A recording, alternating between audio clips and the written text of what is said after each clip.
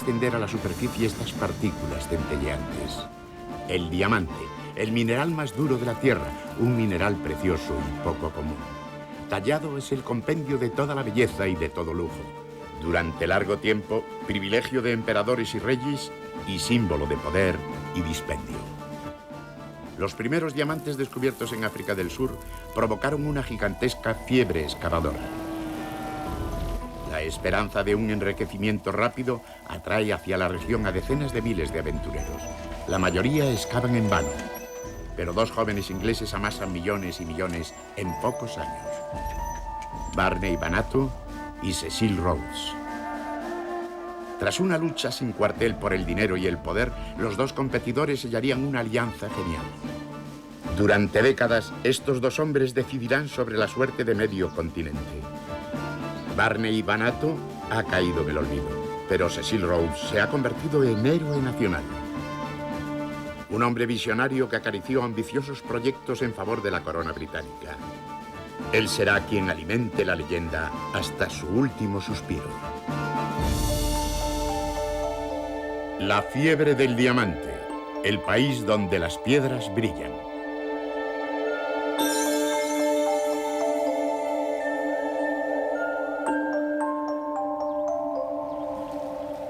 El río Orange, en el corazón de África del Sur. Atraviesa la inmensa sabana y constituye una arteria vital para el país. En sus acogedoras orillas se asentaron sobre 1850 campesinos de origen holandés, los Boers. El río ofrece a los inmigrantes agua, alimento y una tierra muy fértil. Pero el curso apacible de su sistema de vida se verá pronto turbado por el descubrimiento de un fabuloso tesoro. Piedras preciosas de un valor incalculable. Todavía hoy, una estela de bronce recuerda aquel regalo con el que la naturaleza sorprendió a los sudafricanos. En un espléndido día de 1866, el granjero Schal van Niekerk se detiene, como de costumbre, a charlar con sus vecinos, la familia Jacobs. Era coleccionista y había salido una vez más a la búsqueda de minerales poco comunes. El sol inclemente cae a plomo. Después de su larga cabalgada bajo el calor tórrido, Schal encuentra muy gratificante la charla con sus amigos. Los hijos de los Jacobs llevan horas jugando a la taba con unas piedras que han recogido a la orilla del río. De repente, Van Niekerk ve con asombro el fulgor extraordinario que despide una de aquellas piedras. Meses después lleva la piedra a un experto para que le dé su opinión. Inmensa sorpresa. La piedra con la que jugaban los niños resultó ser un diamante de gran pureza de cerca de 22 quilates. Su nuevo propietario la bautizó Eureka, lo encontré. Al aparecer un segundo diamante de un tamaño aún mayor, la prensa mundial se hace eco del hallazgo. Su nombre, Estrella de África. La noticia se extiende como un reguero de pólvora. Los diamantes están a la vista de todos, solo hay que ir a cogerlos. En Sudáfrica y en la lejana Europa estalla la fiebre del diamante.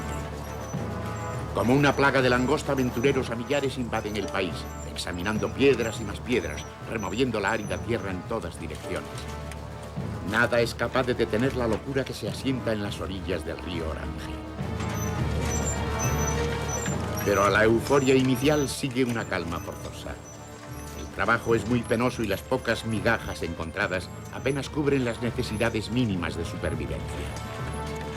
Uno de aquellos aventureros confió a un diario londinense: con cuántas esperanzas he venido a este país de oculta riqueza, y ahora me veo aquí, mis ilusiones perdidas y trabajando como un presidiario. Los hombres excavan en sus parcelas día tras día, arrancando las piedras de la orilla del río y desmenuzándolas en molinos construidos por ellos mismos. Toneladas de arena pasan a través de la fina red del tamiz. Los buscadores de diamantes analizan cuidadosamente cada piedra que se queda enganchada en la red, pero pocas resultan ser de valor.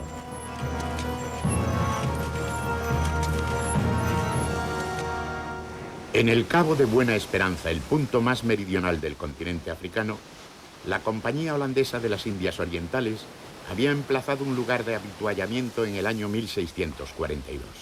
Sus barcos comerciales hacían escala allí en su ruta hacia las Indias. Más tarde, los británicos se apoderaron de este punto estratégico. Y aquí, al pie del monte de la Tabla, nacería El Cabo, una de las ciudades más bellas del mundo. A partir de 1870, el célebre puerto acoge a buscadores de diamantes venidos de todo el mundo que, como hormigas, abandonan el barco apresurándose a bajar a tierra. Para los recién llegados, la atractiva ciudad de El Cabo no es más que una estación de paso en el largo y penoso camino hacia la ansiada fortuna. Casi 2000 kilómetros separan el Cabo de Buena Esperanza de los yacimientos del norte. Una marcha jalonada de privaciones.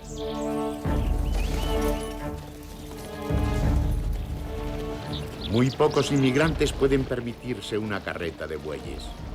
La mayoría afronta la salvaje inmensidad a pie. El hambre, la sed, la canícula y desconocidas enfermedades son los peores compañeros en estos terribles desplazamientos. 3 meses y más hasta avistar el punto de destino.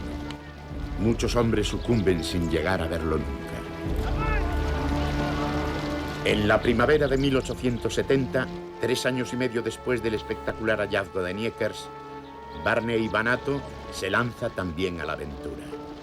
Era hijo de un trapero londinense y malvivía entre la práctica del boxeo y el oficio de actor hasta que la fiebre del diamante hizo presa en él.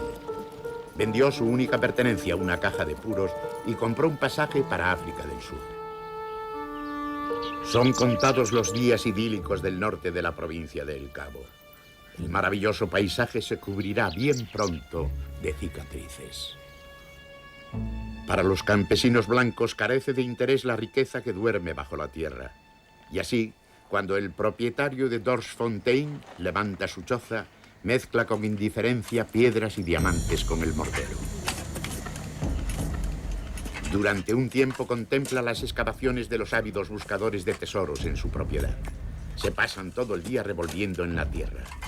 El campesino por fin decide vender su propiedad por la suma, para entonces desorbitada, de 2000 libras. Aunque habría podido hacerse multimillonario con los diamantes que después se encontraron en su terreno. Por la misma época, Johan de Beer explotaba su granja solo a 30 kilómetros de Dorsfontein. Y también allí los buscadores de diamantes excavaban sin descanso. Antes de que la jauría convierta su vida en un infierno, de Beer y su familia deciden abandonar. El campesino vende su granja a un agente de comercio británico y no hace mal negocio, ya que no tendrá que volver a trabajar en su vida. El agente le ha ofrecido 6000 libras de la época, el equivalente hoy a $500,000 euros. 5 años antes, de Beer había comprado este árido terreno por 60 libras. Una buena inversión. Aunque se desconoce el destino final de este campesino, su nombre tendrá un lugar en la historia. En el lejano Londres, las noticias procedentes de Sudáfrica suenan como un cuento de hadas. El gobierno británico quiere estar informado y dispone la confección de un informe exhaustivo. El geólogo James Gregory afirma con contundencia que en El Cabo no habrá nunca grandes yacimientos de diamantes. Un error fatal. Desde entonces, en su disciplina, la expresión un Gregory equivale a un grave error de apreciación. Porque poco después, un muchacho hotentote se topa cerca de la granja de Beer con uno de los mayores yacimientos de Sudáfrica. La noticia provoca una auténtica conmoción. Miles y miles de hombres, tanto africanos como europeos, transforman este rincón solitario en un escenario apocalíptico. Febrilmente penetran en la tierra cada vez a mayor profundidad y los obreros suben los escombros a la superficie cientos de metros mediante un sistema de cuerdas. Pero la empresa supone un riesgo muy elevado. No pasa un día sin que se produzca un accidente mortal. Dentro de la tela de araña que forman las gruesas maromas, los movimientos de tierra y el extremo calor son un infierno para los trabajadores. Una profesión solo para los muy esforzados. Al borde del inmenso cráter de la aldea de Kaf surge bien pronto una pequeña ciudad, Kimberley. El Big Hole, el mayor agujero jamás abierto por la mano del hombre, mide 350 metros de profundidad y su diámetro alcanza medio kilómetro. Desde 1914 no es ya sino un recuerdo histórico de aquella primera explosión de la fiebre del diamante. Casi 2 toneladas de diamantes fueron extraídos de esta mina legendaria. Varios cráteres más en los alrededores de Kimberley. Heridas sin fin en la naturaleza sangrante. Desde el comienzo, todo el comercio relacionado con la extracción del diamante se encuentra en manos de los colonizadores británicos. En 1873, la granja de De Beer es una mina importante, uno de los 12 primeros yacimientos importantes de la zona de Kimberley. Es el año en que Barney Banato llega al reino del diamante. Tras un largo periplo desde Inglaterra, el aventurero tiene los bolsillos completamente vacíos. Primero acepta pequeños trabajos para poder comer, después se hace intermediario. Compra diamantes a bajo precio a los mineros escasos de fondos y los revende a los mayoristas. Sus beneficios aumentan y Banato es, poco tiempo después, uno de los mercaderes de mayor éxito del Gran Agujero, una estrella en un firmamento de míseros trabajadores. Con visión para los negocios, compra en Kimberley concesiones aparentemente estériles que al poco producen grandes cantidades de diamantes. Con algún respaldo económico puede ascender de nivel mercantil. Cuando la gran demanda existente hace subir los precios, decide vender su tesoro en piedras. Una trayectoria de ensueño, de hijo de un trapero a millonario. No obstante, se le presentará un competidor en la persona de un joven que al parecer solo había venido a Sudáfrica a curarse de una neumonía. Cecil John Rhodes, hijo mayor de un vicario. Las apetencias de Rhodes van más allá de la simple riqueza. Eso le hace diferenciarse de los otros excavadores que esperan labrarse un futuro mejor en la provincia de El Cabo. El dinero es para él solo el medio de obtener un fin. Su auténtica meta es el poder político. Cecil Rhodes es un patriota y ahora, cuando Inglaterra quiere ampliar su dominio colonial a África del Sur, él busca un papel preponderante. Espera poder controlar toda la industria de la extracción de diamantes y con ello todo el país. Su punto de partida es Kimberley. Hace tiempo que las tiendas de campaña y chozas de los pioneros han sido sustituidas por sólidas casas de madera o planchas de hierro. Las mercancías, en cambio, tiene que traerlas la metrópoli de los diamantes todavía desde El Cabo, a 2000 kilómetros de distancia. Los mineros necesitan de todo, desde alimentos hasta herramientas y maquinaria. Un mercado sumamente jugoso. Rhodes se lanza a los negocios y hace gala de unas facultades que le harán tristemente célebre. Vende agua potable y es el único que alquila bombas mecánicas y máquinas de hacer hielo, exigiendo a cambio precios exorbitantes. Sus clientes pierden con él hasta el último chelín. Y los que no pueden pagar son condenados a cederle sus concesiones. De repente, un día, el boom del diamante parece haberse interrumpido. En las minas los obreros solo encuentran granito, una roca muy dura e imposible de perforar con la sola fuerza de los brazos. Numerosos buscadores abandonan desanimados. Ya no pueden pagar el material que necesitarían para romper el granito y la mayor parte de ellos está convencida de que sus concesiones no pueden producir más diamantes. Pero Rhodes, hombre inteligente y astuto, consulta a un geólogo. Lo cierto es que entre las profundas vetas de granito se esconde el auténtico tesoro. Y eso es todo lo que el joven inglés necesita saber, igual que Barney Banato. Cuando en 1875 se desploman los precios, ha llegado la hora de actuar.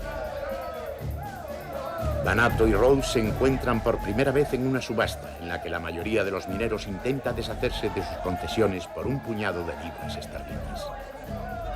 Los dos acérrimos competidores invierten toda su fortuna en la compra de esas concesiones y se les tacha de cretinos. Un mapa coetáneo ilustra las posesiones de cada uno después de su primera batalla. La mayor parte de la mina de De Beers pertenece ahora a Cecil Rhodes. La mayor propietaria del gran agujero es la Kimberley Central Diamond Mining Company, de la que es propietario Barney Banato. Él fue el primero que abrió un pozo en el granito. La piedra azul produciría una buena cosecha. A gran profundidad es donde se esconde la mayor parte de los diamantes. El diamante es carbono puro cristalizado surgido hace millones de años de la piedra volcánica por efecto de la elevada presión y temperatura de más de 1000 grados Celsius. El magma fluido catapultó las partículas diamantíferas a la superficie de la Tierra. Pero la mayor parte de los diamantes se mantuvo a una profundidad entre 100 y 800 metros en el magma solidificado llamado kimberlita.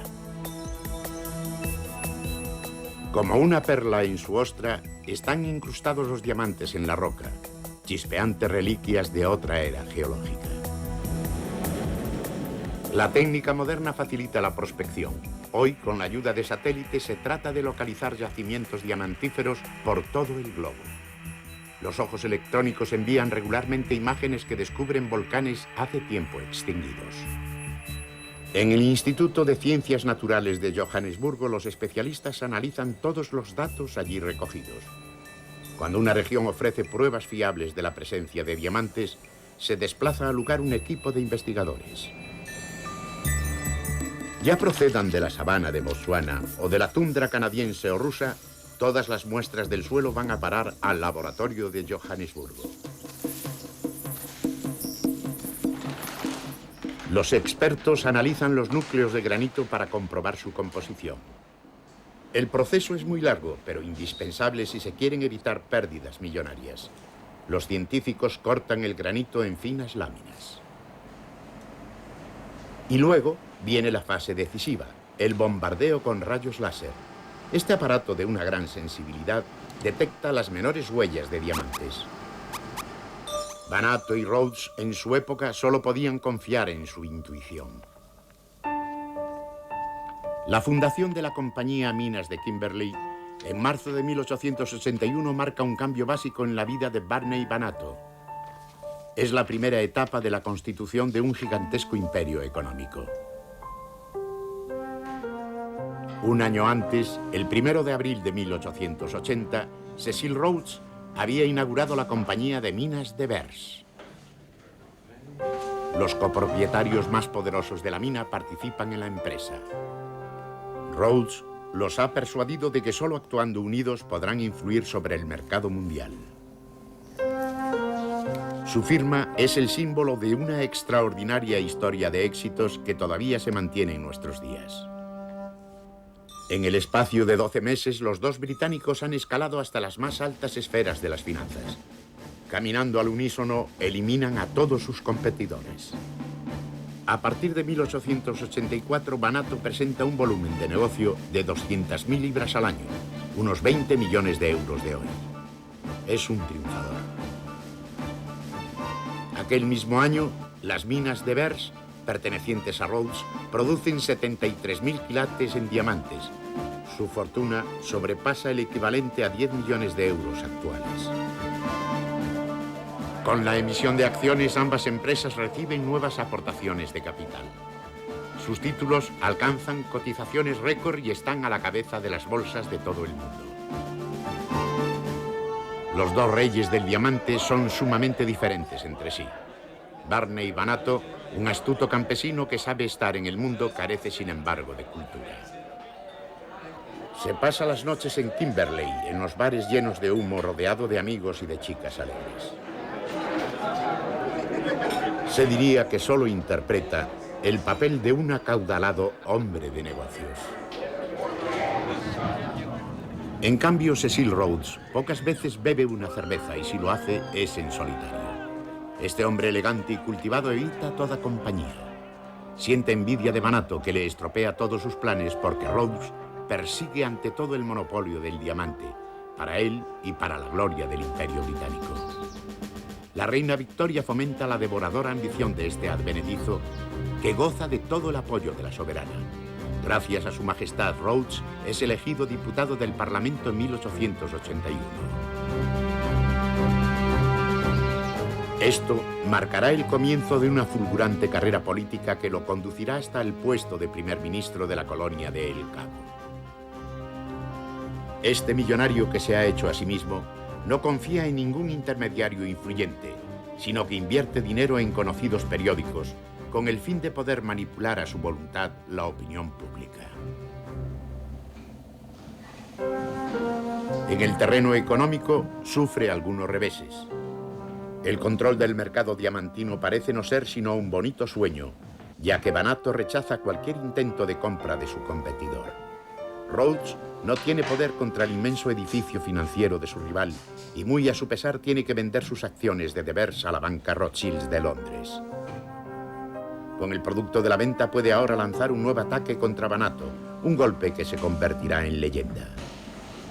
Banato recibe una oferta tentadora del hábil Rhodes y además de sentirse halagado, cree encontrarse frente al negocio de su vida.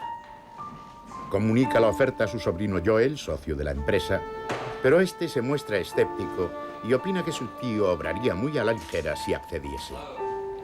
Rhodes no es conocido precisamente por la limpieza de sus operaciones mercantiles. Seguro que nos quiere tender una trampa. En una acalorada discusión, los dos hombres sopesan los pros y los contras. Pero Banato está convencido de que su adversario está debilitado a causa del duelo mantenido con él en la bolsa. Seguramente por eso tuvo que vender un gran paquete de sus acciones a la banca Rothschild. Los dos propietarios mineros más poderosos realizan la transacción del siglo en las oficinas de De Beers. Rhodes ha colocado sobre una tabla de madera montoncitos de diamantes de gran valor. Pide por ellos 1.700.000 libras, una suma astronómica. Banato se ha quedado sin nada. Pide tiempo para pensarlo. Las piedras son sin duda alguna de una calidad excelente. Han sido seleccionadas minuciosamente por su color, peso, forma y grado de pureza. Un trabajo que ha debido costar al menos 6 semanas. Banato no sale de su asombro. Incluso hoy, en la era de la tecnología punta, esa selección es una ardua labor. Bajo grandes medidas de seguridad llegan los preciados minerales al centro de clasificación de Kimberley. En un baño de ácido se separan los diamantes en bruto de los restos pétreos. Después, obreros cualificados abren en cajas especiales los recipientes sellados. Allí se procede a pesar las piedras y después a una primera clasificación según su talla por medio del tamiz. Miles de millones en un mínimo espacio. El ojo experto y la mano sensible de los especialistas les permiten clasificar las piedras siguiendo 400 criterios diferentes. A los joyeros, en cambio, para fijar el valor máximo de un diamante les basta con las 4 Cs inglesas: Carat, Clarity, Color y Cut, lo que significa masa, pureza, color y talla. Es increíble la cantidad de propiedades mágicas que posee esta piedra natural. En estado bruto parece azúcar cande, pero después de tallada se transforma en una joya que despide llamas por miles. Los llamados brillantes centellean de esta forma tan extraordinaria debido a la talla que da lugar a la reflexión y a la refracción máxima de la luz incidente. Un diamante puro con talla perfecta de 0,2 gramos de peso, o lo que es igual un quilate, vale hoy 12.000 euros. Siempre será una inversión segura.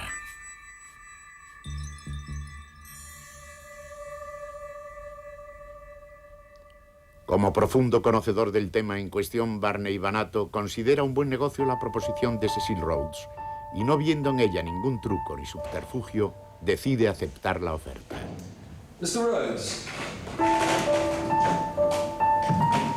Los contratantes se ponen de acuerdo. La transacción ha sido realizada.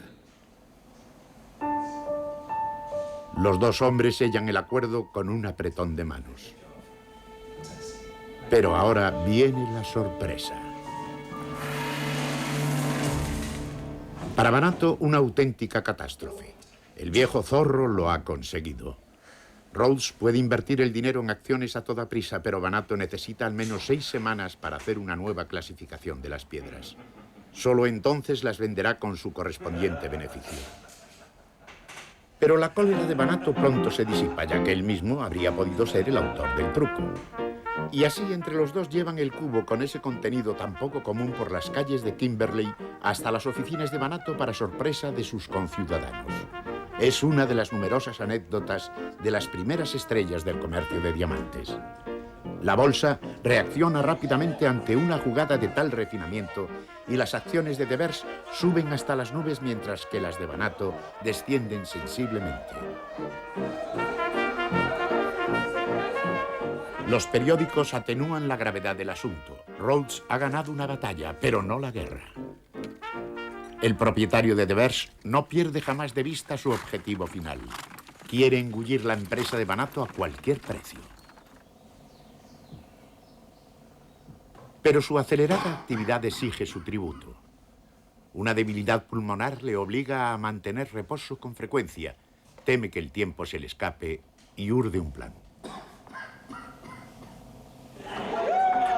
A pesar de los muchos millones que ha amasado, Barney Banato no consigue realizar su máximo deseo, el reconocimiento social. Solo lo encuentra en pequeños antros donde, ante un público inculto, recita poemas de Shakespeare o realiza pasos de danza. La alta sociedad le desprecia por ello. Los arrogantes colonialistas no se dignan tomar en consideración a un saltimbanqui inculto. Con educación, pero con firmeza, es rechazado una y otra vez como miembro del muy exclusivo Club Kimberley.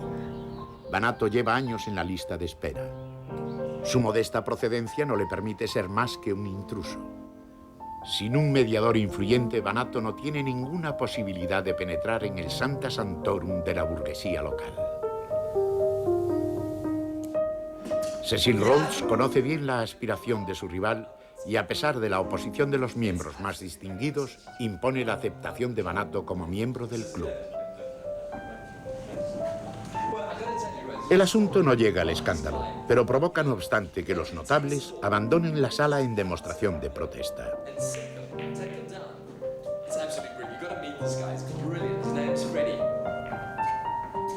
La habilidad de Rhodes termina llevándolo a donde él quería. Barney Banato, agradecido, cede a la Devers Company la totalidad de las acciones de su imperio diamantífero. El 18 de julio de 1889, el hijo del trapero recibe un cheque de más de 5 millones de libras esterlinas. Banato ha cedido sus minas por varios millones de euros de hoy para poder ser admitido en el seno de la alta sociedad de Kimberley.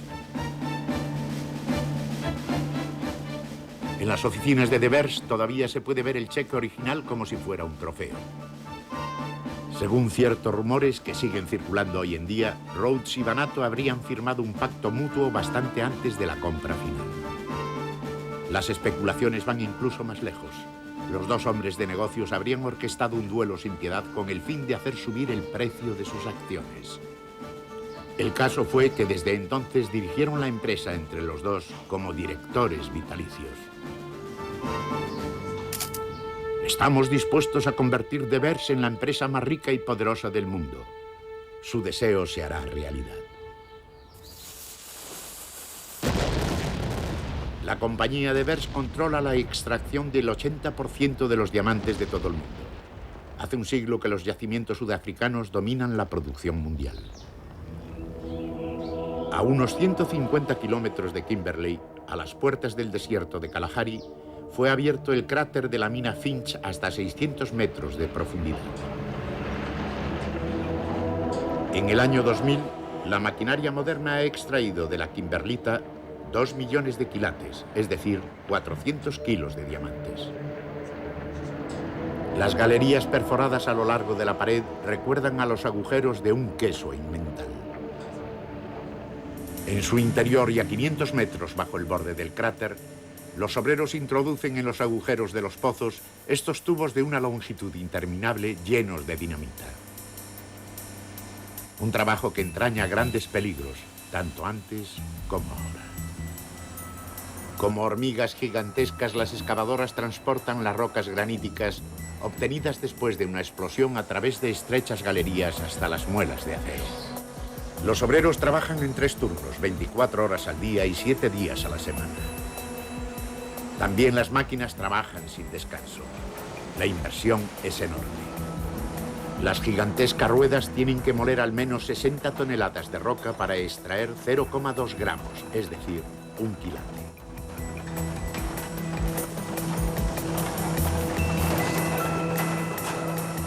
Los diamantes en bruto de cualquier lugar del mundo son traídos a Devers para su clasificación antes de ser vendidos en las famosas plazas de Amberes, Nueva York y Tel Aviv, que constituyen un círculo exclusivo en la materia. El inmenso imperio comercial de Devers dicta los precios del mercado mundial desde hace más de un siglo. Ya en 1880, Cecil Rhodes había sentenciado que solo un monopolio bien ejercido por la corona británica o por una empresa poderosa podría garantizar a largo plazo la rentabilidad del comercio del diamante. Un comercio que se ha quedado en manos privadas. El gobierno del Reino Unido, en cambio, se ha asegurado el dominio colonial sobre el territorio del Cabo. En las joyas de la corona centellean los mayores diamantes del mundo, ya que los mayores tesoros descubiertos en Sudáfrica fueron ofrecidos en regalo a la soberana británica. Así, la gran estrella de África, una refulgente piedra de 530 quilates. Rhodes, insaciable, no se contentó con el éxito financiero y planea apoderarse de los últimos bastiones blancos en el África Negra en beneficio de la corona británica.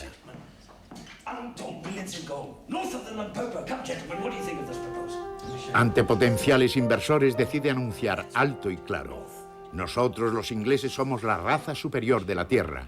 Cuanto más territorio ocupemos, mejor para todos. Esta afirmación responde a la atmósfera de aquel tiempo, pero aún así sus socios dudan. Pero Rhodes está poseído por una ambición devoradora sin límites. Quiere colonizar todo el continente, desde el Cabo de Buena Esperanza hasta el Cairo, desde el Atlántico hasta el Mediterráneo. Los caricaturistas se burlan de este megalómano, llamándole Coloso de África, heraldo de un imperialismo sin piedad. Queriendo demostrar públicamente su decisión, manda instalar delante de la entrada del Club Kimberley una flecha de acero que señale el norte geográfico.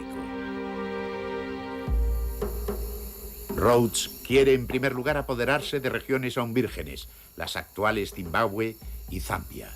Ninguna fuerza colonial europea había podido conseguirlo hasta entonces. Sus habitantes autóctonos, como los Khoisans, vivían allí desde hacía siglos practicando la recolección y la caza en armonía con la naturaleza. Eran personas sin avaricia que no conocían la propiedad privada. Al anochecer se reunían alrededor del fuego y contaban historias en una lengua misteriosa de sonidos cliqueantes. Los silenciosos cazadores de la estepa abatían solo el número de presas imprescindible para cubrir las necesidades de la tribu. Los primeros colonos blancos conducidos por Rhodes destruirían para siempre la pacífica existencia de esta pequeña comunidad. Más al norte, el pueblo guerrero de los Matabele defenderá valientemente su territorio vital. Su rey es el único obstáculo en nuestro camino hacia África Central. En cuanto hayamos conquistado su territorio, conseguiremos las demás regiones con toda facilidad. Así se expresaba Rhodes frente a Lord Rothschild, uno de sus patrocinadores. Al principio el inglés intentaba parlamentar, pero después hace un llamamiento al ejército y los soldados someten a los autóctonos tras sangrientos combates. A comienzos del verano de 1890, Rhodes ha creado nuevas fronteras en el sur del continente africano. En nombre del gobierno británico, pudo apoderarse de Bechuanalandia, actual Botsuana, así como de las regiones bautizadas con su nombre, Rhodesia y Rhodesia del Norte, hoy Zimbabue y Zambia respectivamente. El monumento a Rhodes en Ciudad del Cabo. La estatua conmemora al político en la cima de su poder.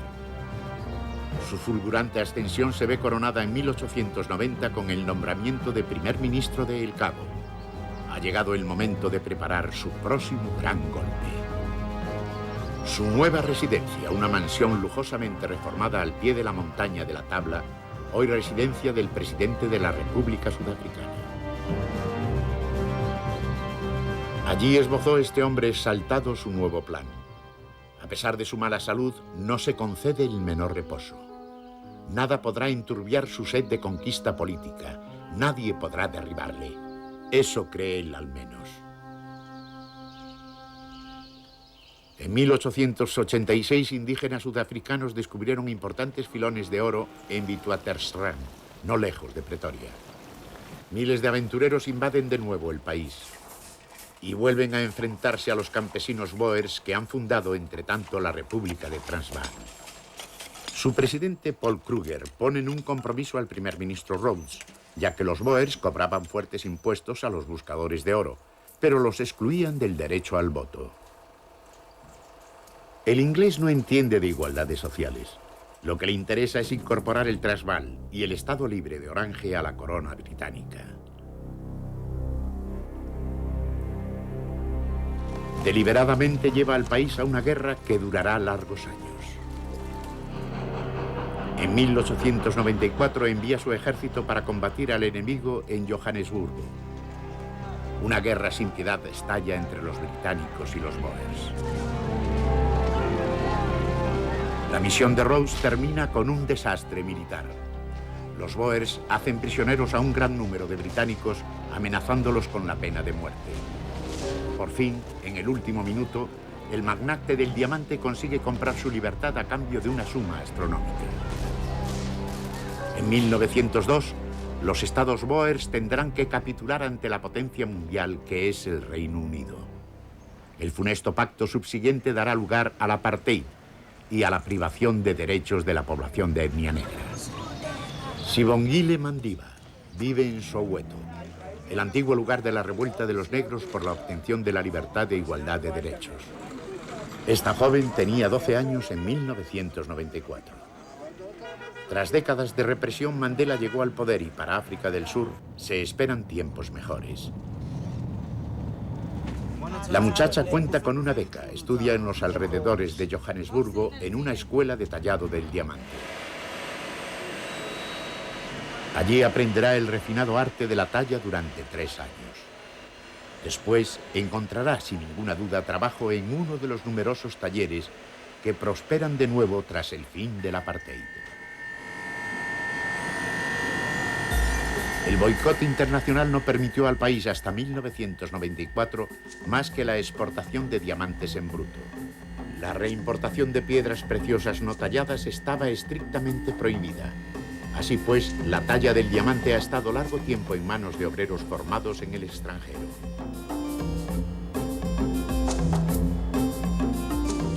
Hoy, la alta tecnología colabora con esta actividad tan compleja. Los ordenadores confeccionan el modelo para la talla óptima de las gemas y sus facetas, suministrando también el valor en quilates de la piedra una vez tallada. Plinio el Viejo alababa los diamantes calificándolos de invencibles y resistentes a toda acción violenta. Pero para la región de El Cabo este regalo único de la naturaleza ha sido a la vez una merced y una maldición.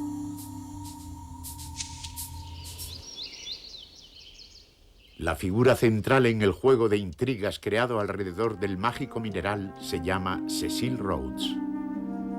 Un hombre cultivado que estudió los escritos filosóficos del emperador romano Marco Aurelio y conocía el concepto de un Estado libre, cuyos ciudadanos disfrutaban de igualdad de derechos, pero también un político con sed de poder y un hombre de negocios sin escrúpulos que no podía vivir sin tener todo bajo su control. Totalmente opuesto a su antiguo adversario era Barney Banato, el excomediante que solo perseguía la riqueza y el reconocimiento social. De eso no hay duda. Pero hay un enigma en torno a él, las circunstancias de su pronta muerte.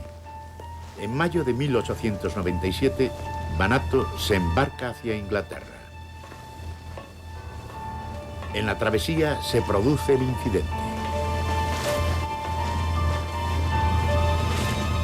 Repentinamente, en circunstancias misteriosas, Banato cae por la borda y se ahoga.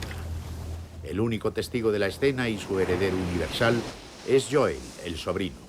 ¿Se ha suicidado el millonario, como afirman los periódicos, o este hombre de 47 años ha sido empujado al mar por su pariente? Nadie lo sabe.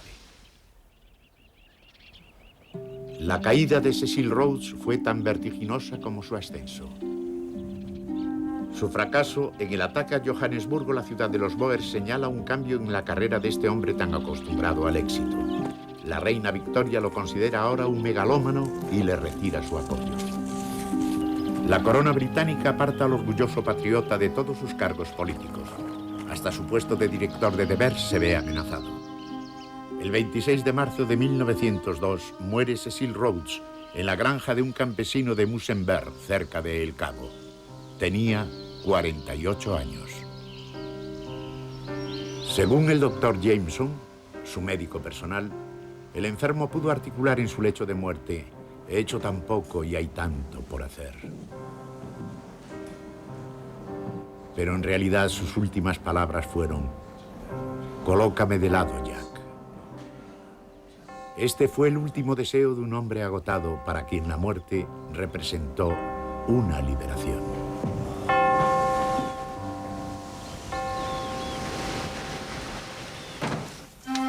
La prensa de todo el mundo lamentó el fallecimiento del gran industrial, aunque la opinión pública le hubiera acusado de racista y belicista. Un inmenso cortejo funerario se desplaza durante 2 semanas desde El Cabo hasta el sur de Zimbabue. Cecil Rhodes quiso ser enterrado entre las solitarias rocas graníticas del monte Matopo. Desde lo alto de la montaña, en el lugar que los autóctonos llaman de los ancestros, se ofrece una vista panorámica sobrecogedora de este país que hasta 1980, año de su independencia, llevó el nombre de un hombre visionario y controvertido.